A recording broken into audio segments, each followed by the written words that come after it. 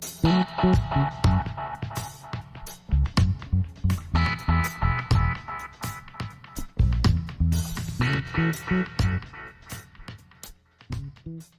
one more thing we're going to get to about this score for Mark Lane's JFK film. Oh, okay. Yeah. So let me go through that real quick. So, there's a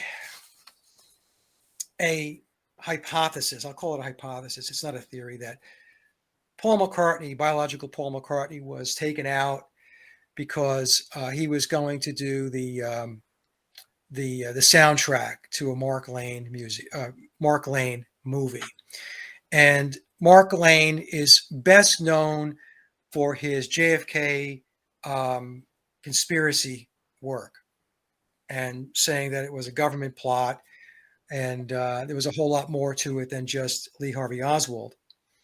And there's a propensity out there for people to cling on to stories that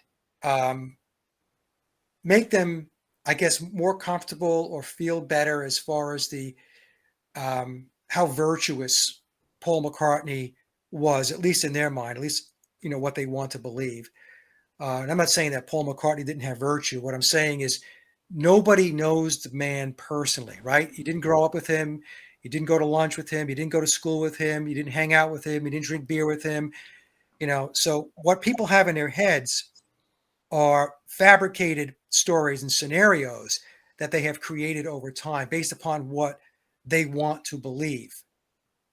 And so there's a lot of people that don't want to believe that Paul McCartney was in a mind control program that I have suggested is very possible based upon the birdcage imagery, which is on the internet. It's easy to find. Birdcage imagery is or symbolism is Illuminati symbolism for mind control. Okay, so people don't want to hear that. They don't want to hear that his death could have been a ritual sacrifice. It has to be something along the lines where he was doing something really good and then he got taken out before he can do his good deed, right? So in any case, so I want to talk a little bit about Mark Lane because people, they don't look into people is what I want to say. So Mark Lane is a controversial character. Let's just say that there's the birdcage imagery, right? So birdcage imagery is Illuminati symbolism for mind control. So let me just take you through this, Billy, real quick. So Mark Lane, his real last name is Levin. So he's Jewish. He was a Jewish lawyer who was born in 1927 and he died May 10th of 2016. In 1951, Lane established a practice with Seymour Ostro in East Harlem, that's in New York. Although Lane acquired a reputation as a, quote, defender of the poor and oppressed, Ostro later asserted that Lane was, quote, motivated more by his ambition and quest for publicity than any dedication to a cause or concern for the interests of his clients. The partnership, meaning their law firm, dissolved in the late 1950s. So what we need to know about Mark Lane is the main protagonist involving the JFK conspiracy. So he was really front and center about the conspiracy, that it wasn't Lee Harvey Oswald that acted alone, that there was an entire, cabal of conspiracists that were involved in the murder or the assassination of John F. Kennedy. Okay. So it was also at this timeline, we have to understand that the CIA coined the phrase conspiracy theorist. So the phrase conspiracy theorist goes back to the JFK assassination. Yep. Who was front and center with the conspiracy theory about the JFK assassination? It was Mark Lane. He was also connected into, and I'm sure a lot of people don't know this, he was connected into Jim Jones. Oh my God. Okay. So in 1978, Lane began to represent the People's Temple. So this is Jim Jones. And the temple leader, Jim Jones, hired Lane and Donald Freed to help make the case of what is alleged to be a grand conspiracy by intelligence agencies against the People's Temple. Here's the kicker. Lane was present in Jonestown during the evening of November 18th, 1978, and witnessed or heard part of the events, claiming at least 408 lives. So here we have Mark Lane being the front man at the front of the parade for the JFK assassination, the conspiracy, right? And I'm not saying that he was wrong, but he's controlled opposition, right? I'm going to get to this. There are other researchers that have looked into him and said that, he was in military intelligence, he was with the CIA, and he was therefore controlled opposition. Lane also represented James Earl Ray, the person that is claimed to have assassinated Martin Luther King. Really? All right, so he's got JFK, Jonestown, and James Earl Ray, right? And he represented James Earl Ray, King's alleged assassin, before the House Select Committee on Assassinations during an inquiry in 1978. Okay, so we have this guy. He's got himself attached to very high-profile events, 2 assassinations, JFK, Martin Luther King, and then he's connected into Jim Jones. So he did 2 movies. He did Rush to Judgment and Executive Action. And he also wrote, I took a look on the internet, apparently 27 books. So he was very prolific. 2 movies, 27 books, and so on.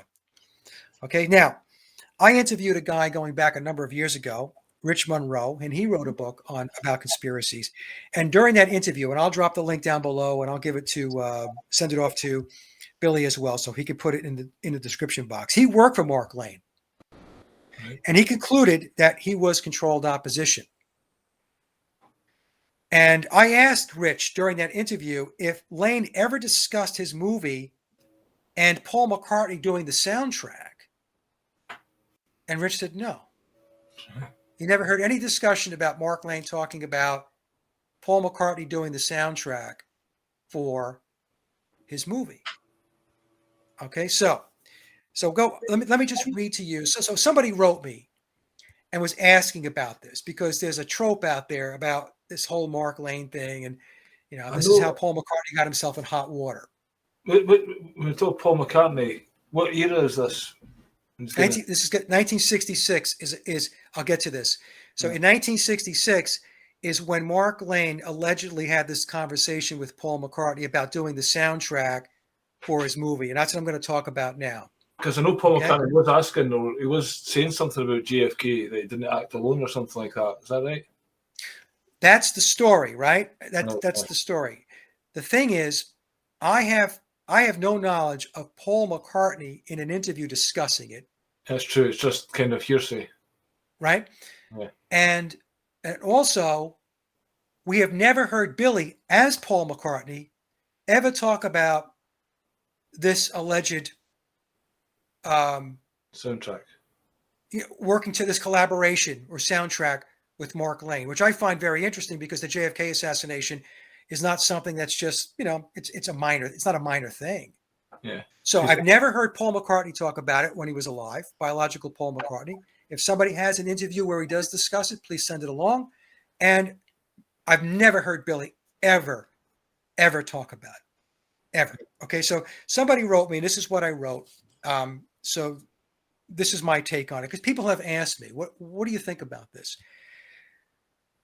I said, I seriously doubt the Mark Lane McCartney theory contains any truth. Lane, according to researchers like Christopher Boland, was controlled opposition. He worked for military intelligence and was a CIA operative, according to these other researchers. Many people don't know he was intertwined in the Jim Jones Jamestown massacre, which was a CIA cult endeavor. The story about JPM, or Paul McCartney's involvement in Lane's movie, comes from Lane. In his book, Citizen's Dissent, he claims to have met JPM at a cocktail party, which led to a discussion about the JFK assassination, and Paul asking to read the manuscript to his movie. Yeah. After JPM allegedly read the manuscript, Lane tells us he suggested McCartney write the music score, which Paul agreed to do, But when Lane decided the film, but later on, Lane decided the film was better off with a, quote, stark and didactic vibe without music. Okay, so he meets him at a cocktail, meets Paul at a cocktail party, talks to him about the manuscript. Paul wants to read the manuscript. He reads it, gets back to him after several days, and says, yeah, I can write the score to this movie. But then Lane decides that the film is better off without music. So we have to say to ourselves, or have to ask ourselves, so hold on here. So he's got supposedly, the biggest name in entertainment at the time in 1966 to back his endeavor and to write the musical score, to put the soundtrack together. And then he decides, I'm not going to do that. So on one hand, he wants to have all his attention put on his film so that he can get his message out about the conspiracy around the JFK assassination. But he doesn't want to bring Paul McCartney's soundtrack into the movie. That doesn't make any sense whatsoever. No. And of course, this whole discussion is predicated on the fact that Paul McCartney is actually writing music, that he is actually writing music with John Lennon, which, for those of you who know my work, that wasn't happening. Yeah. I don't believe he or John Lennon or George Harrison wrote anything between 1962 and 1966. Okay, so that's problem number one for me. So it goes on to say that I told my friend that Paul was not a songwriter, so he wasn't going to score anything himself. I believe it's a contrived storyline by Lane. Also, the book was published in 1968, 2 years after Paul was gone, which was very convenient. If Lane was a CIA operative, he would have known that Paul departed back in 1966. In other words, he knew that he had died, right, in 66. So in 1968, 2 years later, you can come out and say, I had this conversation with him. But then again, if he says that Billy Shears is still around, surely he would say, no, we didn't. Right. So, but we never hear Billy talk about it. I've never heard Billy talk about Mark Lane, the JFK assassination, none of that, right? So, and I am unaware of Billy as Paul ever being asked about working with Lane. You would think at some point over the timeline, Billy as Paul would have been asked about something like his involvement with the JFK conspiracy. You would have thought. Especially with a character like Mark Lane. And then I go on to say that last I interviewed a guy a few years back that worked with Lane. He told me that Lane was a gatekeeper. My guest also talked about Lane's weird involvement with Jonestown. I asked the guy, the person that I interviewed, which was Rich Monroe, about the McCartney story, and he said he had never heard Lane discuss any collaboration involving Paul McCartney. So I told my friend that this was my take on Mark Lane. I believe he helped to concoct a CIA conspiracy theory with as controlled opposition with JFK, and also one in a theory including one around Paul's death that has lived on for almost 60 years now. So here's another interesting thing, and I'll wrap up with this, Billy. There's two different versions of this story, believe it or not. One has Lane asking Paul about writing the score, and the other had Paul offering to write the score without Lane asking. So there's two different versions of the story out there, and I'll drop a link down below, and I'll give it to Billy on the other story, where it's Paul offering to score the soundtrack without Lane asking. In the alternate version, where Paul offers his desire to score the movie, the story has it that Lane is with Paul McCartney in, I guess, Paul McCartney's apartment, and he's playing the beginnings of a song that he was working on, and he plays it for Lane. And that song was Eleanor Rigby. Okay, so here's the problem, all right? Paul McCartney didn't write Eleanor Rigby. That song was written either by George Martin, Theodore Adorno, or some other crack ghostwriter that was on the team for writing the Beatles' music between 62 and 66, and also from 66 to 1970. But in any case, I hope that made some sense. So the bottom line is that Mark Lane, he's a controversial character. There's a sketchiness about the things that he was involved in. And so the whole story, when you read about it, it seems very contrived to me. Now, did he meet Paul McCartney? Maybe he met Paul McCartney. But certainly Paul McCartney was not going to be writing a soundtrack or scoring his movie, because Paul McCartney wasn't So you think a this guy, songwriter. he's just put the story out there and that's it, basically. There's no substance behind it and people have latched That's on. what I see. I see a story that was put out there in 1968. Paul McCartney's gone because he died in late 66. Pick your date: August, September, November. And so who was going to argue the story? I don't know. But then again, like I said, we don't ever hear Billy, who's playing Paul McCartney, ever talk about this. So I don't know. The whole thing seems very contrived to me. And personally, I put zero stock in that explanation as to why Paul McCartney died.